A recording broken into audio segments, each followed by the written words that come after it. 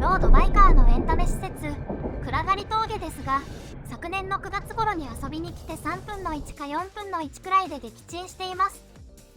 その時登録1000人いったら記念にもう1回やるとか口走ってしまいました。当時は100人くらいだったわね。撮影してた時は10人くらいだったと思う。その時の10人はまだ見てくれているでしょうか？そのうち1人はあんたのサブアカよ。言ってしまったものは仕方がない。暗がり峠狩らせていただきます。この4ヶ月で何か鍛えたの？いいえ、全く。じゃあダメじゃん。そうだね、気合でと言いたいところだけど、アーシはガチ勢じゃないから苦しいのも嫌です。そこで今回は最低限のパワーで暗がり峠を攻略して、足つきなしで登ったって実績だけ作っておこうかなと思います。前回は遊びに行っただけだから、ライブ感重視でなるべく情報シャットダウンしてて、場所と大まかな勾配くらいしか知りませんでした。でも現代戦は情報戦です。しっかり調べて作戦を組めばガチ勢じゃなくても楽にクリアできるってことをお見せしましょう。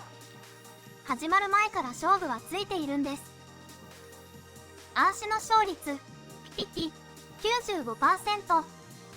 データキャラは負けフラグなんだよな。ちなみに倍率 5% は何なの？離合不可能タイミングで車が来るのはちょっと関連。さっきもちょっと危うかったわね。実はこれテイク2で1回目は中盤で離合不可能で足ついてます。負けてんじゃねえか。勝つまでやれば負けじゃありません。じゃあ作戦について聞きましょうか。事前に決めたペースでゆっくり登るだけです。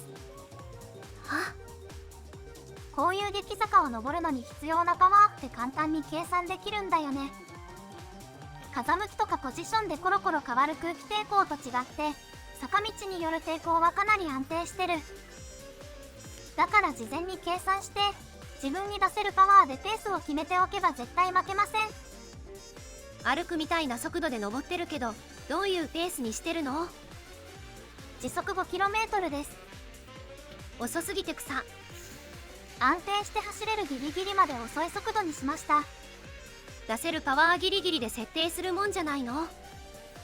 それは苦しいので嫌です。暗がり峠の平均勾配は資料にもよるけど 16.5%。 ここを時速 5km で登ろうとすると、アーシ試算では平均 170W 必要。中盤以降で頻繁に出てくる 25% 程度の勾配を登るのには 250W 程度必要と見ています。時速 5km というと相当遅いですが、暗がり峠は 2.3km しかないので、時速 5km でも30分もかかりませんね。つまり暗がり峠は30分間平均で 170W、 要所で 250W 程度を出力できる能力があればギリ攻略可能ということですね。この数字を聞いてガチ勢の人は随分ぬるいなと思ったと思います。多分ガチの人はこの 1.5 倍から2倍くらい出せますからね。アーシでもこのくらいなら問題なく出せると思います。じゃあなんで暗がり峠がそんなにきついと言われているのかって話ですが、単純にギア比が合わないのと、あまりにゆっくり走るのは心理的な抵抗があるからかと思います。心理的な話はともかくとして、ギア比は年月とともにすごく軽くなったので、昔よりすごく攻略しやすい状況になっていると思います。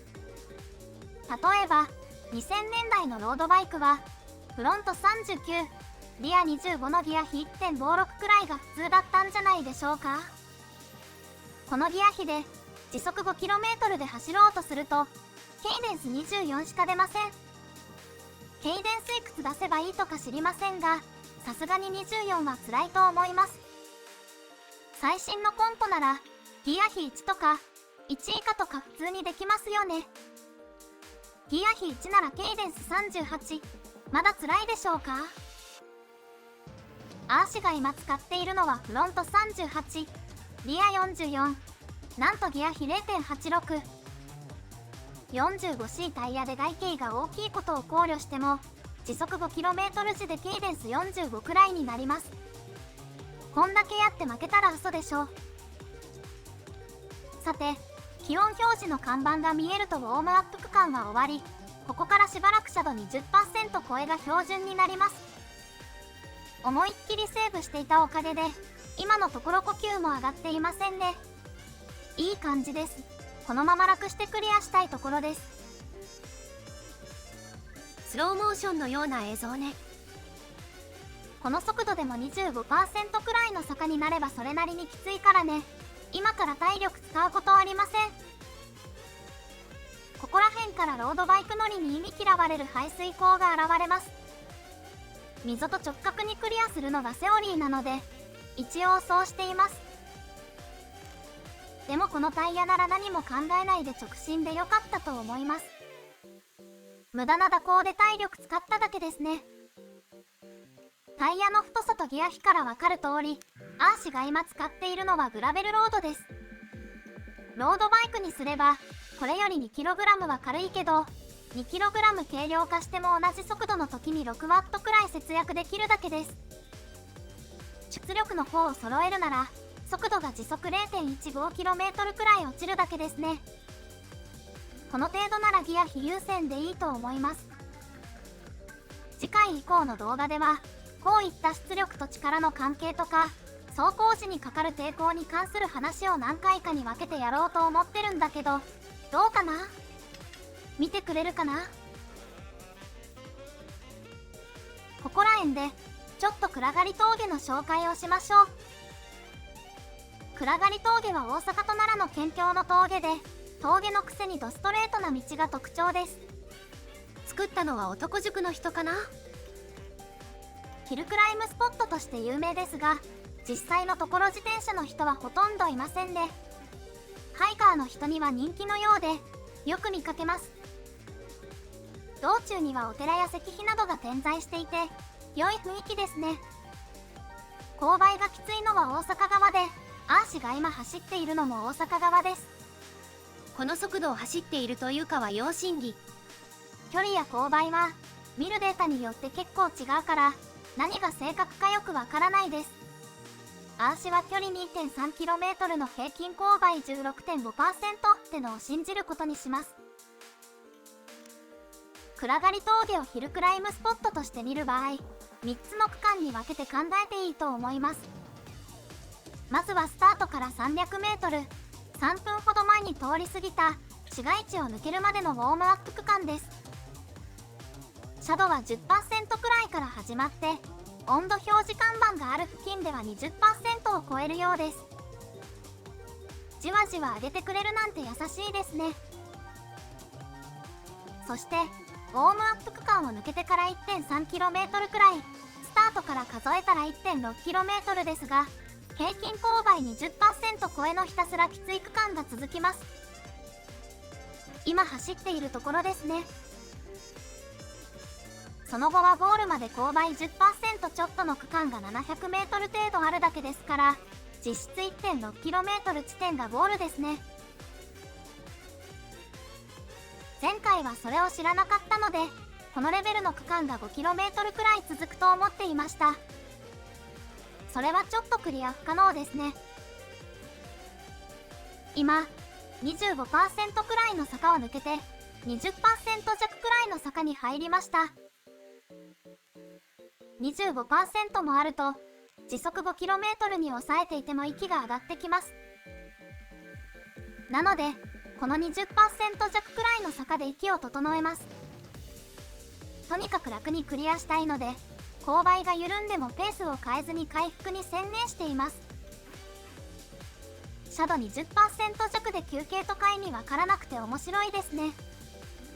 こんな感じで、25% くらいの区間と、20% 弱くらいの区間が交互に現れます。そこで頑張るのと回復を繰り返して進んでいく感じですね。遅すぎて鳥もなかなか逃げんわ。本当はこのままノーカットで垂れ流したいけど、あまりに遅いから早送りしますね。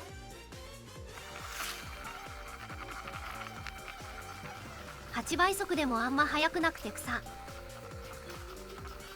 暗がり峠ですが、大阪近郊の人以外はアクセスが良いと言えず、他のついでに回るといった感じのスポットでもないので遊びに行くには微妙です。でも一回経験として行ってみるのはいいんじゃないかなと思います。人間その気になれば 10% 後半の坂で休めるんだなぁと実感できます。息が乱れてるわよ。観音寺前、中盤の難所かと思います。駐車場前が休憩ポイントと言えなくもないですが、あまりに短いです。ウォームアップ区間を抜けてまだ600メートルほどですが、なるべく楽してとか言いながらかなり呼吸が上がってきています。暗がり峠、侮れませんね。前方に同志が見えます。辛そうです。あっちは押し歩きなのになかなか追いつきませんね。やってみると分かりますが、このくらいの坂だと押し歩きでも結構疲れます。自転車がすごく重いんですよね。本当に全然追いつかなくて草。ここ、声かけてもらってますが、ちょっと返す余裕はありませんでした。ごめんなさい。ここの橋は束の間の休憩区間ですが、その後の坂がえぐいです。20% 超えと思われる区間が続いて、かなり疲れてきました。ここで一旦 10% 後半の勾配に戻りました。この後が山場なので、可能な限りペースを落として回復しなくちゃいけません。現在 1.3km 地点、ここから 1.6km 地点の事実上のゴールまでの流れが非常にきついです。多分この S 字が全工程で一番辛いです。車体固定カメラなのにやばいくらいのシャドウがわかります。ここまでほとんどシッティングで体力温存してましたが、ここはさすがに立ちこぎですね。ハンドルカメラじゃシッティングとの違いがわからん。チェストマウントカメラも使っていましたが、アングルがゴミすぎたので全てボツになりました。撮影技能が低すぎる。ハンドルカメラでヒルクライムはハンドルの揺れがもろに映像に出て嫌なんですけどね。これしか使えなかったから仕方ないね。この橋の先が最大斜度と言われている地点です。どういう測り方なのか知りませんが、実際の走行ラインでは 20% もない感じですので、休憩区間です。速度も回復しましたね。この前後の方が圧倒的にきついので、この区間が3つくらい欲しいくらいです。2本目の橋を渡れば最後の激坂区間が始まります。事実上のゴールとなる 1.6km 地点まで残り 200m くらいです。映像だと分かりにくいけど、この直線も 25% 近くあります。事実上のラスボスですね。ご丁寧に溝も掘ってあるので回避します。呼吸が苦しくて状態を起こすと、フロント荷重が足りなくなってハンドルを取られてしまいます。苦しいですが、我慢です。だいぶ辛そうな感じになってきたわね。そこで勾配が一旦緩みそうですね。そこまで頑張ります。楽して登りたかったのにな。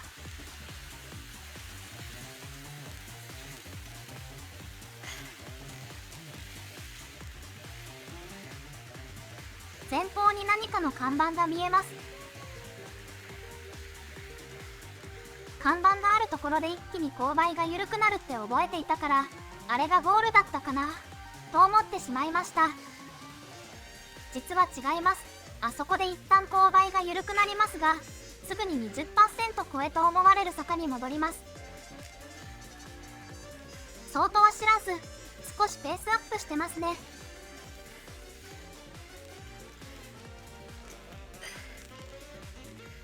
坂が続くのが見えて、ハンドリングに動揺が見られます。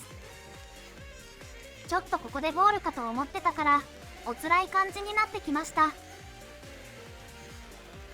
本当はここでペースを落として回復しなきゃいけなかったんですよね。先ほどよりはマシですが、22% 程度と思われる勾配に戻ってしまいました。今にも止まりそう。一応意図的なもので、限界まで速度を落として回復を試みています。20% 超えで休憩する次元まで来たか。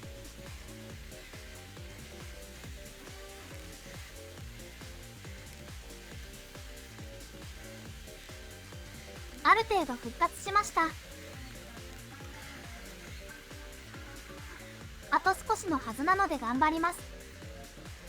事前にコースを知らなければとっくに折れているでしょうね。多少勘違いはありましたが、やはり情報は大切。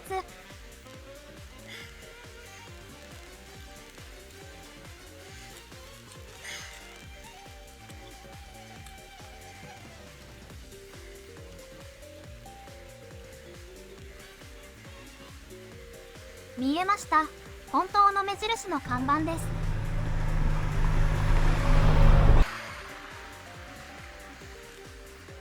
道の先が見えない。ということは出来坂は終わりってことです。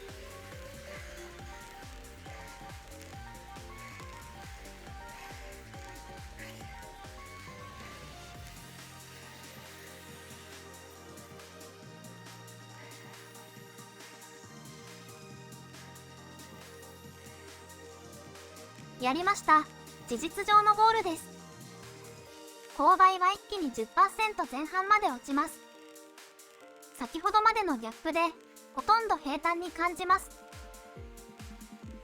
気分的にはギアを2段くらい重くしたくなる感じです。今回はタイムを考えず、なるべく楽して確実にクリアするって方針なので、そのままペースを上げずにゆるゆる登りましょう。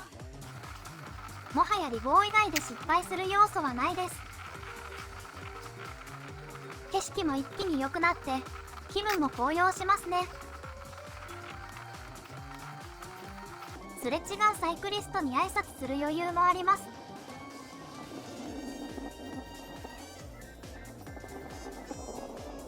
最後に申し訳程度の出来坂がありますが、すっかり回復している上、あまりにも短い、雑魚すぎるハイカーに挨拶する余裕だってあります。